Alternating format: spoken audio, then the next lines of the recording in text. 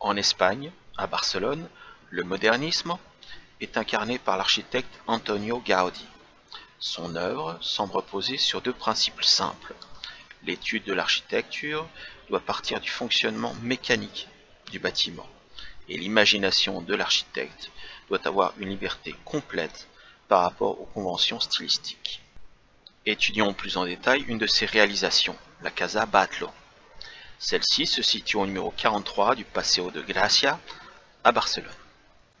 Josep Batlló, important homme d'affaires, laissa libre cours à la créativité d'Antonio Gaudí en le chargeant de travaux qui, en principe, reposaient sur la démolition d'un bâtiment préexistant. Cependant, la démolition fut écartée pour en mener une rénovation complète entre 1904 et 1906. La façade principale, composée sur un axe de symétrie, comporte 5 travées au rez-de-chaussée, puis 4 sur le reste de la façade. Elle devient asymétrique dans la partie haute de l'édifice par l'ajout à gauche d'une tourelle et par la ligne ondulante du faîtage du toit. La façade est divisée en 3 parties différentes. La partie inférieure présente des formes ondulées pouvant faire penser à des ossements, d'où son surnom, la maison des os. La partie centrale, du second au dernier étage, est faite d'un tapis multicolore, ondulant, d'où sortent les balcons. La partie supérieure, la toiture, un peu en retrait par rapport à la rue, est une sorte de crête faite de céramique colorée. Le rez-de-chaussée est occupé en son centre par des locaux commerciaux, laissant le passage à gauche et à droite pour l'accès aux étages et au sous-sol. La façade du premier étage, l'étage principal, est faite en grès et montre des formes sinueuses, soutenues par 2 colonnes et un tronc. Le dessin est complété par la menuiserie des fenêtres, comblée par des vitraux multicolores. Devant les grandes fenêtres, 6 fines colonnes sont disposées et semblent soutenir l'édifice. Les formes des espaces vides sont courbes.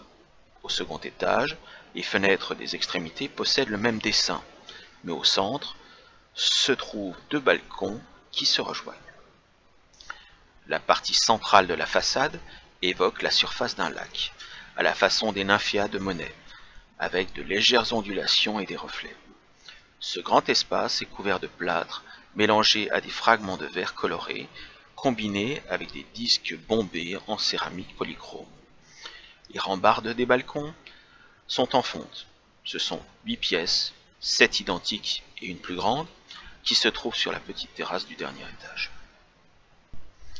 La partie supérieure de l'édifice rappelle les formes arquées d'un dragon, dont les tuiles en céramique seraient les écailles, qui présentent un dégradé de couleur. Le monstre a la tête à droite, une petite fenêtre triangulaire y fait office d'œil. L'un des éléments les plus remarquables de la façade est la tour couronnée d'une flèche. Celle-ci est en céramique et surmontée d'une croix dont chacune des 4 branches est orientée vers un point cardinal. Le plan de l'édifice combine œuvre d'art et fonctionnalité. À l'intérieur du bâtiment, le vestibule est décoré avec une rampe en céramique aux couleurs bleues et blanches. Au fond se trouve une petite ouverture donnant sur l'un des patios qui éclaire naturellement la pièce. En continuant vers l'intérieur se trouve l'ascenseur qui dessert tous les étages et un escalier qui conduit au premier étage. L'escalier principal, qui permet d'accéder à l'étage noble, domicile de la famille Batlló, commence dans un vestibule privé au fond de l'entrée. Ses murs sont ondulés et ne forment aucun angle, ce qui donne l'aspect d'une grotte naturelle. L'escalier incorpore des éléments sculptés qui évoquent les vertèbres d'un animal préhistorique. L'ensemble forme une spirale sinueuse. Le premier étage est différent des suivants et a fait l'objet de transformations importantes par Gaudí. Il réalisa une disposition des plafonds et une décoration très élaborée, permettant de jouer avec les ombres et les lumières des différentes pièces dans un espace où toutes les cloisons sont courbes. L'accès à cet étage se fait directement depuis l'escalier principal. Une première porte mène à une salle contenant la cheminée. Le foyer est encastré dans le mur. 2 bancs sont placés de chaque côté de l'âtre. L'ensemble est rassemblé sous un arc au profil de champignon. Le salon central est un grand espace situé derrière la façade principale. La décoration de la verrière est à base de vitraux circulaires comportant différentes tonalités de bleu. Au-dessus se trouve un faux plafond en relief en forme de spirale géante, en plâtre, orné en son centre d'un lustre pouvant évoquer un tourbillon d'eau. Dans les patios, l'architecte décide de compenser les différences naturelles d'illumination entre la partie haute et la partie basse par un dégradé de couleurs à base de céramique qui recouvre les murs. Gaudi proportionna aussi la hauteur des fenêtres suivant leur situation, les plus basses étant les plus grandes. La façade arrière est décorée de céramique multicolore, dessinant des guirlandes et des bouquets de fleurs. Au pied de cette façade se trouve la terrasse de l'étage principal à laquelle on accède par la salle à manger. Au-dessus du dernier étage se trouvent de grands combles où Gaudi utilise l'arc caténaire pour soutenir le toit.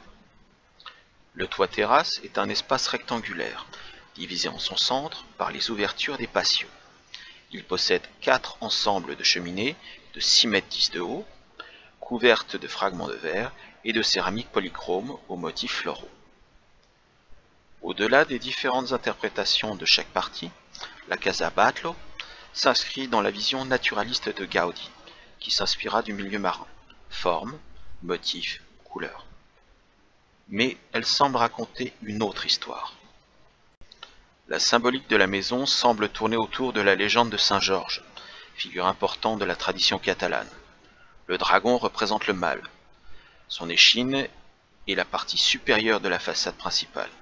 La tour serait la lance plantée dans son corps. Les écailles bleues du dos du dragon deviennent rouges, tachées de sang sur le côté gauche de la tour.